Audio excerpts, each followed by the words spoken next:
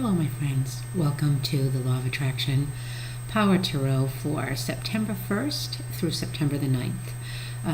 I decided I would go ahead and start with tomorrow, today being the 31st of August, and go through till the following Saturday. I actually missed a week here last week and into this week because of some personal things that were going on. As you can see from the background here, I am not in my normal surroundings and I am not using my home computer, so you'll have to bear with me. I'm going to practice doing this first tarot until I get it right.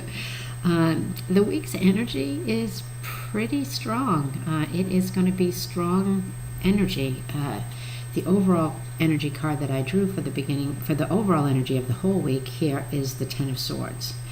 And 10 in any deck is the end of it. So it is the culmination of, I guess if you look at this particular card, and we've talked about this card in the past, it shows a ship being hit by a huge wave, and it looks like the ship could go under. But actually the definition of this card in particular with the sword energy is about renewed energy, regaining ground, persevering through that storm. So this week's energy is going to start to shift actually with the Mercury retrograde going back stationary and then direct. So we may end up regaining our ground if we lost ground over the last few weeks with Mercury being in retrograde. Sometimes that will bring up past issues. So there may have been things that we've had to deal with over the past week and a half, 3 weeks, that had to do with the past. And this is talking about renewed energy and moving forward. In the beginning of the week, I drew for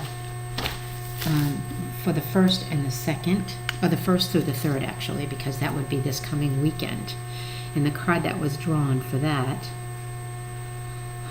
okay, I'm sorry, I'm having trouble with this computer. It's another sword card, only this is the Ace of Swords. This is the one card, and this would be the beginning. Sword card, of course, is creative and mental energy. So there's going to be a lot going on, I believe, in our consciousness.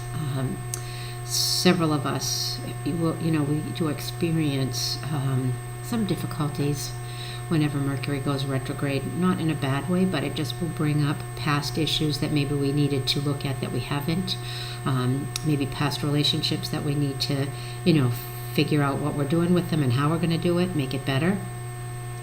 With this particular card, this card shows confidence, of course. Here you have the snowboarder just coming off the mountain, and he's, in mid-flight, and he's very confident that he is going to land on both feet on the ground with that particular energy. This card also represents the spirit of initiative. I'm going to read a little bit from my notes here.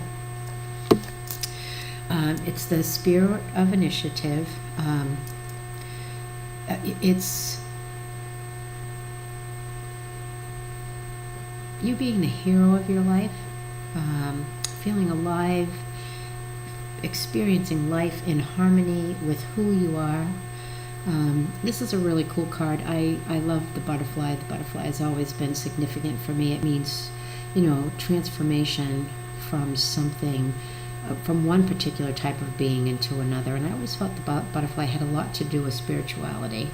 We come into this world as an infant, such as the caterpillar, and we have to kind of crawl our way around until we get to a certain level in life where we do actually understand that there's spirituality and how it affects our lives. And with this particular card, it talks about unfolding your wings at the deepest core of your being.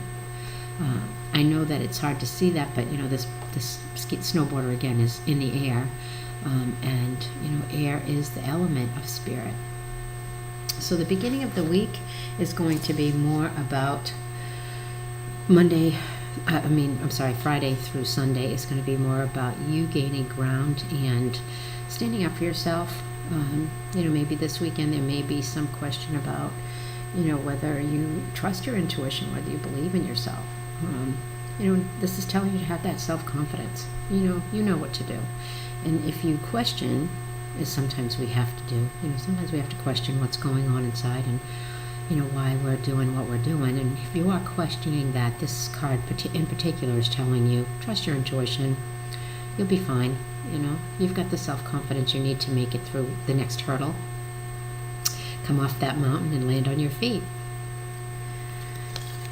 For the beginning of the week, this was going to be a very mental energy week from what I can see so far, with the overall energy of the Ten of Swords and then the first or the third, the Ace of Swords, because for the beginning of the week, next week, which would be the 4th, maybe the 4th, 5th, and the 6th, another sword card. And this, of course, is the Knight of Swords. And you notice he is dressed in a shirt and tie, but yet he has a shield and a sword. And I really wanted to make sure that I quote this particular one correctly, because this is really important to remember. A lot of times we think of swords as an uncomfortable card in the tarot. Swords usually tend to mean something negative for most of us when we read tarot cards. But this particular card and this sword actually is a symbol of the intellect, your true creative active energy. So be able to swing that sword. So the beginning of the week, it looks like you're going to be tapping into your creativity. It looks like you're going to be defending your creativity. For a lot of people in the metaphysical, spiritual, I call it the woo-woo world, we tend to negate our spiritual gifts because we're afraid. People will not think of us highly. They think of us as a little loose, a little crazy, a little weird. And unfortunately for the people that think of us as weird, they don't understand that we're actually the creative ones that are tapping deeper into our energy. We are the ones that are connecting with Source before we begin to pull a card, or before we begin to do an astrology reading, before we begin to tap into the powers on the other side to help you navigate through life.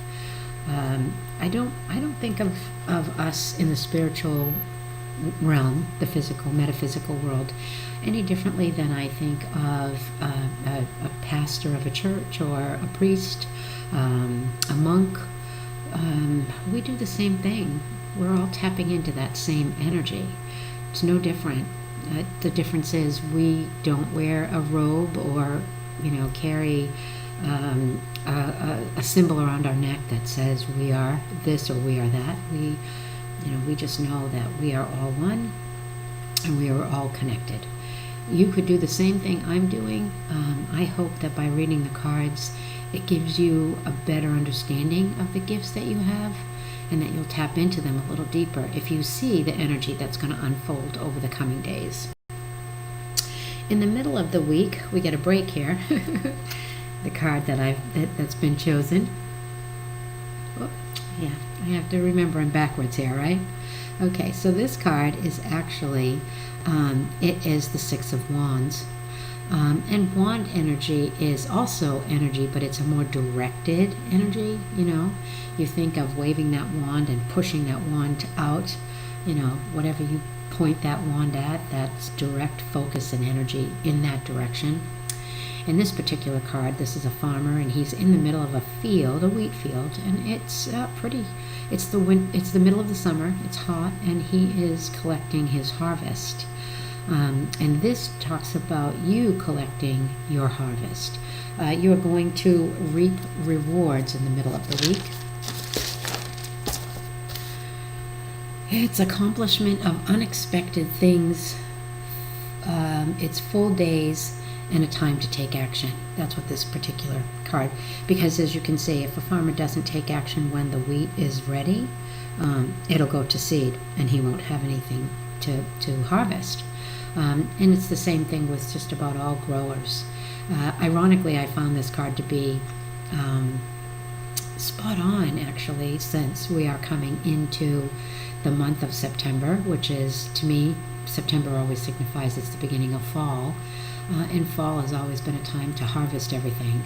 Any of you gardeners out there that grow vegetables or fruits, you understand that there's a time to plant and there's a time to harvest. And this is now, September's the time to harvest. Pull all the crops in and sort everything out for winter. This card also talks to you about picking a specific wish that you want to make reality and then acting on it. I know for most of us, we have a tough time trying to figure out, what do we want to wish for? Do we even wish anymore? Birthday candle blowouts, or maybe New Year's resolutions. All of those are wishes, but if you don't put any action behind that, and I'm not talking always about physical action, but sometimes it's mental. If you don't visualize that thing coming into fruition, then sometimes it's hard to see it in the future. With the law of attraction, especially with the law of attraction, what you think about today, you bring about tomorrow. And sometimes today, sometimes a few minutes later. I've seen that happen to myself, where I've thought about a particular person and, a few hours later that person's contacted me. That's been a little, I think, sometimes mind-blowing, when you see how quickly you can manifest things, especially something that you're not attached to the outcome of. Sometimes those things seem to be easier. For the end of the week, the card that was drawn, let's move again here, sorry. And this one is, the Nine of Wands, another wand energy. So this week, especially this week, there's going to be a lot going on in your mind, in your consciousness, in your subconsciousness, and there's going to be a lot of sorting through. This depicts a sandal, and the guy just stepped in a mud puddle, and he's picked his foot up and kind of shaking it off. And with the Mercury retrograde as well, that's probably going to be some of what's going on for you. You're going to be shaking off some old patterns and some old behaviors and trying to move forward. This may also talk about a small setback. There may have been something that you've wanted to manifest and it hasn't come about yet.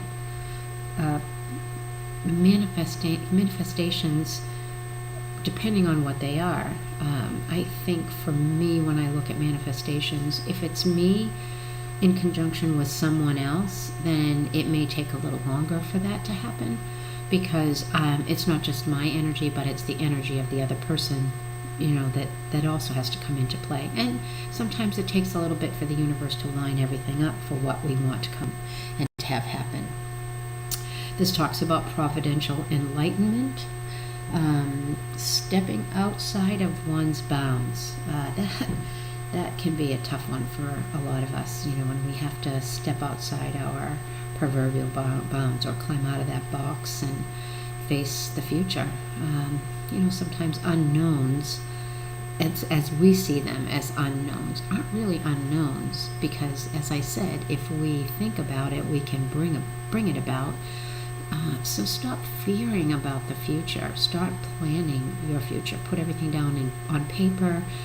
Start to visualize where you want to go. What's the next step? Even if you don't have a clear path, even if it's not, I want to go in this direction and become an artist, or I want to go this direction and become a musician, I want to go this direction and become an accountant. Even if that's not totally clear, you can still start putting things down on paper. Just little things like, what do I want to see in my future? Of course, we all want to have some happiness. We know that contrast is always going to be there, but, solutions to whatever problems that come about are always important. And see that as you are now making the solutions that will come about for the future manifestations that you desire. It also talks about the secret to not losing your enthusiasm this week is to infuse new life into old stuff. That's not quite the word it was supposed to be, each endeavor, but that sounds a little too stuffy for me. We do a routine. Pretty much every one of us does a routine, and next week our routines for a lot of you will change.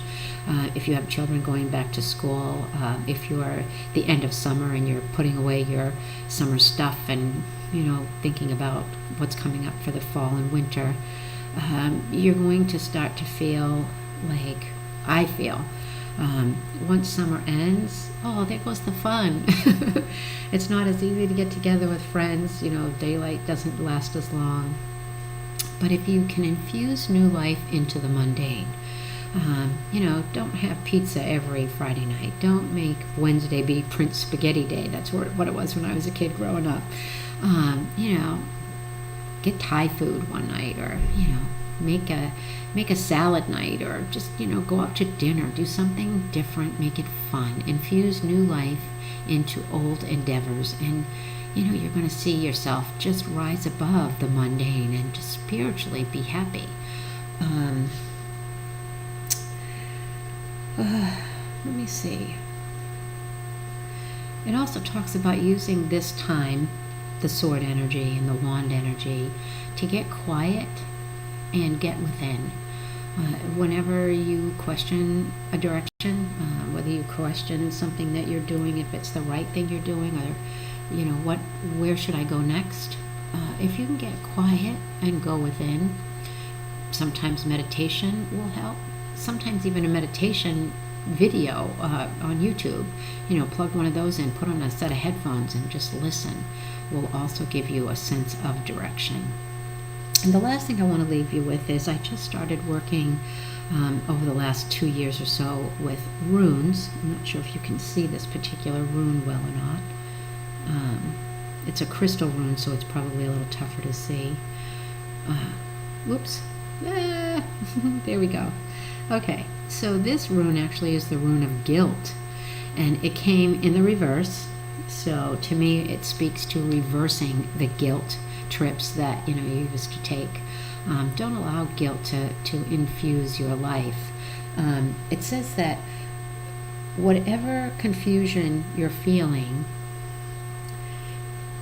understand that with whatever guilt feelings you're feeling, with whatever confusion you're feeling, you have to let it go.